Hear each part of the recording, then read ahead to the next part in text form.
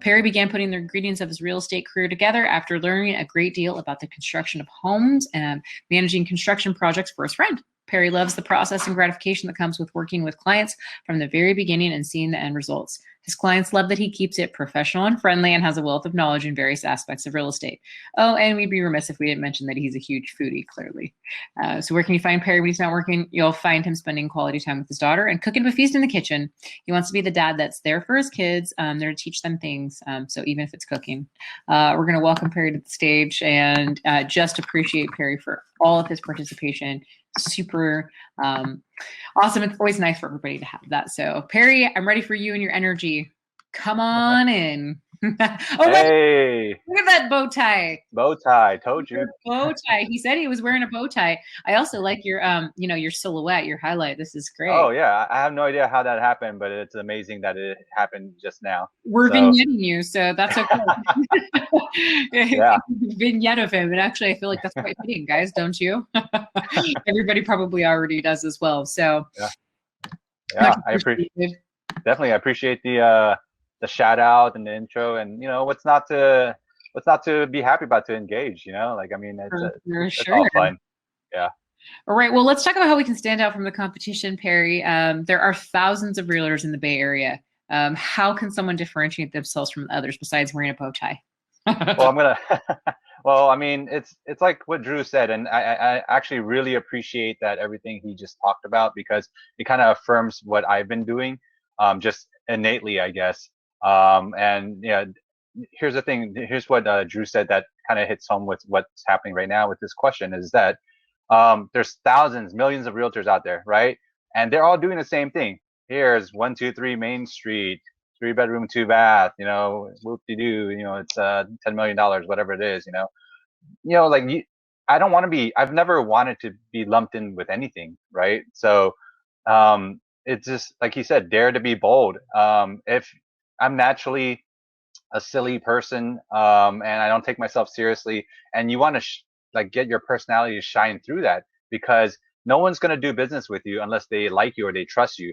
So you want to give them, many reasons why they want to do business with you. And just having your personality out there is one of the reasons why they're gonna be like, hey, I love this guy. I like that he's funny, and that's enough for me to talk to him and say, hey, that was a really funny video. Like, and then the next conversation would be like, hey, how's it going? Haven't talked in a while. And then it's like, oh, are you in real estate? Hell yeah, I am. Oh, he did say he was going to level up the cursing, you guys. So yeah, well, hell. I'm just kidding with you, because you said you were going to bring. I gotta level up Kelvin whenever I can, right? I think you do. I appreciate that. So, there's always going to be someone more experienced than you that's done more than you. But how can marketing help level the playing field for you?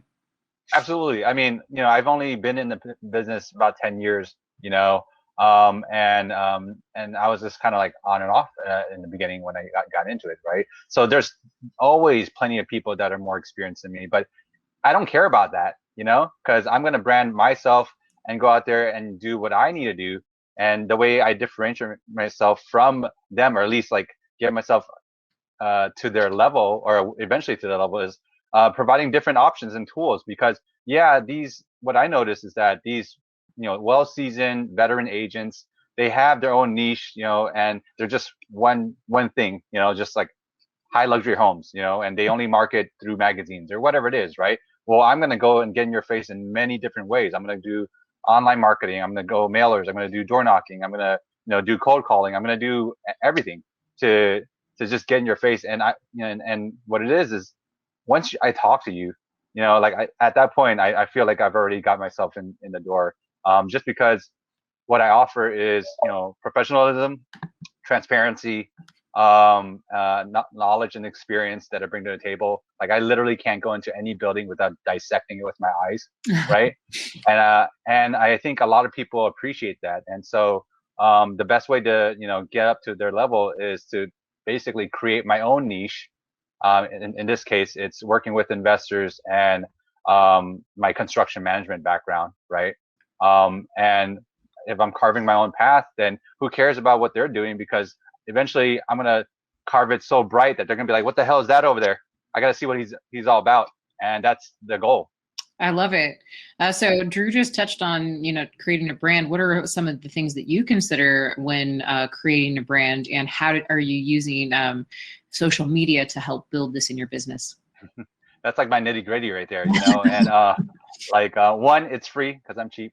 um Two, like you can get really creative with like everything on social media. And to touch on what Drew said in his segment, is that it's about the psychology. So I'm, and I created this brand of my Instagram and Facebook name is the Hard Hat Agent.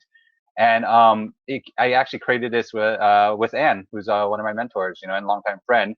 And we're going about it, and I have this construction management background, but I never exploited it or just kind of put it out there. I just kind of like, maybe I'll just surprise them with my knowledge as I tour homes and go on listing appointments. And she was like, "Why would you do that? Why would you hold it back? Why don't you just let people know?" And then so branding, and so I was like, okay, I got to think of a name for social media first to kind of create a buzz, to kind of go about like, okay, why is, like, why am I the hard hat agent? Well, I want the psychology behind it is like, I want people to come up to me and go, what's up with the hard hat agent? What does that mean? You know? And then I go, oh, funny you asked. Well, I have this construction management background, and I know the ins and outs of permit processing and everything like that. And eventually it kind of just allows me to segue into my brand. And eventually people go over and say like, wow, like I had no idea that you had all this knowledge and experience about this. Like what else can you do? It's like, well, I can do the regular, buying and selling stuff, but I also work with a lot of investors and wholesalers because of my experience and how to flip homes and working with the permit and everything like that. So that's the niche and the brand that I've created for myself. And and I'm not saying that everyone should find something very special that they can do that no one else can do. They can just excel in whatever it is that they're good at. If you're a buyer's agent and you're really good at breaking it down for buyers and grabbing your buyers, totally 100%, 1000% do that. But if you're a listing machine and all you do is just go and on listing appointments, I mean, definitely just exploit that. But either way, you got to let the world know what you do. If you don't know, if they don't know, then that's your problem, where you needed to let them know.